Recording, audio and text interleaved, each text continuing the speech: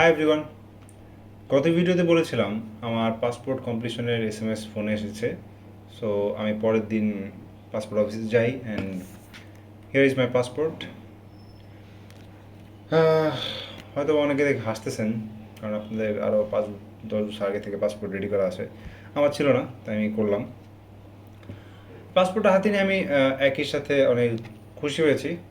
মাত্র 12 দিনের মাথায় কোনো হ্যাসেল ছাড়া পাসপোর্ট হয়ে গেছে। একই সাথে আমি অনেক কষ্ট পেয়েছি, কারণ যখন চিন্তা করছি যে আসলে এই পাসপোর্টের ভ্যালু উগান্ডার পাসপোর্টের ভ্যালু থেকে কম। এই পাসপোর্টের ভ্যালু দিনে দিনে কমছে। যে কোনো কান্ট্রি বলেন বা যে কোনো এমবেসি বলেন, এই পাসপোর্ট দেখলে ভয় পায়। আমি রিসেন্টলি আজকে একটা ভিডিও দেখতেছিলাম। ভিডিওর মধ্যে হচ্ছে বিষয়টা এরকম যে সে বাসে কার্ড পাঞ্চ করে নেই, পাঞ্চ না করে উঠে গেছে বাসে।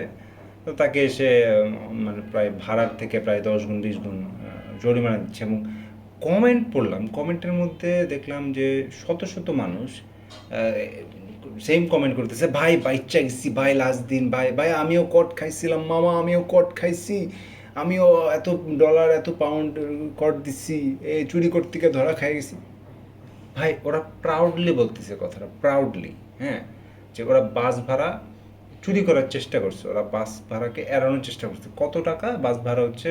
3.5 পাউন্ড মনে হয়, বা 3.5 ইউরো, সরি ইউরো, 3.5 ইউরো বা 4 ইউরো বা 5 ইউরো। এবং তারা এটা নিয়ে খুব হ্যাপি এবং প্রাউড। আমি জানি না ওরা আসলে কিভাবে এটাকে প্রাউডের সাথে নিতে পারে। ওরা যে হিসেবে নেক, ওই দেশের এমবেসি, ওই দেশের গভর্নমেন্ট অবশ্যই এটাকে পজিটিভভাবে নিবে না। তো আমার কাছে মনে হয় যে আমাদের পাসপোর্টের ভ্যালু যে এত কম, এটার পিছনে রিজন আমরাই, অ্যাবসোলুটলি আমরাই। কারণ আমরা একদম চোরের জাত, একদম রূপ থেকে আমাদের যে চুরির মানসিকতা, আমরা শুধু চিন্তা করি কীভাবে আমরা চুরি করতে পারি, কীভাবে আমরা বাইপাস করতে পারি। আমরা কেউ সিস্টেমের মধ্য দিয়ে চলতে চাই না। সো ইয়া, যাই হোক, পাসপোর্ট পেয়ে গেছি। এখন আমার নেক্সট কোয়েশ্চেন হচ্ছে, হোয়াট নাও? কী করবো আমি এখন?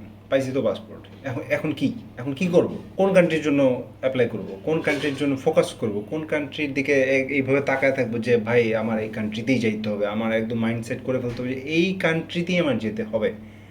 কোন country? Finland, Norway, Denmark, Estonia, Sweden, তারপর এদিকে আছে গেমমারা, ইটালি। কোন কান্ট্রিতে যাব? কেন যাব? যাবোই কীভাবে? টাকা তো নেই, আমি তো গরিব।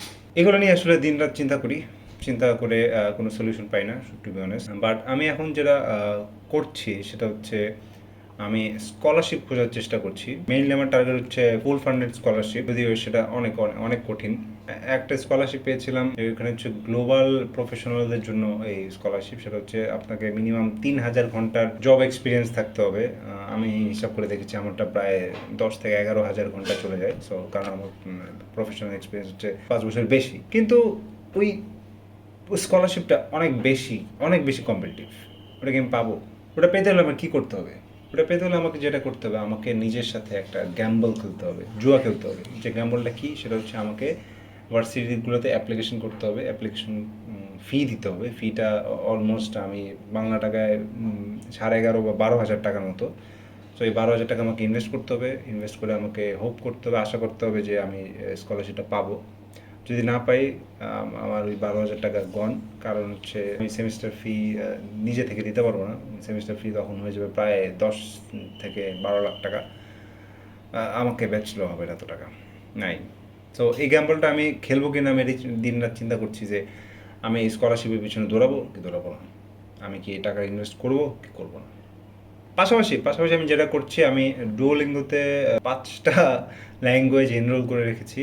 5টা ল্যাঙ্গুয়েজ আমি একটু একটু করে চেষ্টা করি শেখা। ওয়েলকম না মিনা ব্রদার ওক সিস্টার, অনেক কঠিন, বাট এটা মানে হচ্ছে যে welcome my brothers and sisters, that's it.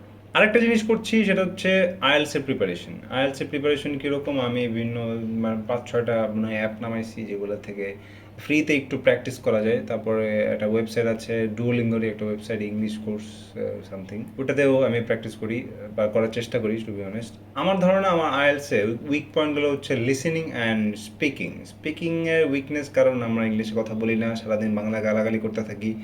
So English আসলে তেমন একটা বলা হয় না, তাই স্পিকিংয়ে অনেক জড়তা আছে।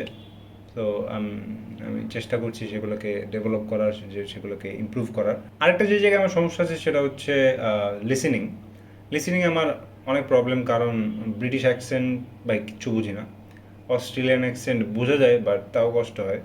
সো আইএলটিএস এক্সামগুলো হয় এরকম যে দুজন মানুষ কথা বলতেছে, তাদের মধ্যে থেকে কিছু ইনফরমেশন আপনাকে শুনে শুনে আপনার বের করতে হবে। এমন না যে এক্স্যাক্ট কোয়েশ্চেনে যেভাবে লেখা আছে ওইভাবেই কেউ রিডিং পড়বে, না, নট নেসেসারিলি। হয়তোবা আপনাকে বলতেছে কোনো একটা ইনফরমেশন দিচ্ছে, ইনফরমেশনটাকে অন্যভাবে কোয়েশ্চেনে জিজ্ঞেস করা আছে, সো আপনাকে এটা রিলেট করতে হবে। মেইন পারপাস হচ্ছে আপনি ওনাদের কনভারসেশনটা বুঝতে পারছেন কিনা, সেটা হচ্ছে এই আইএলটিএসের এই লিসেনিং টেস্টের মূল উদ্দেশ্য। এটাতে আমার মনে হয় যে ঝামেলা আছে, so I need to improve.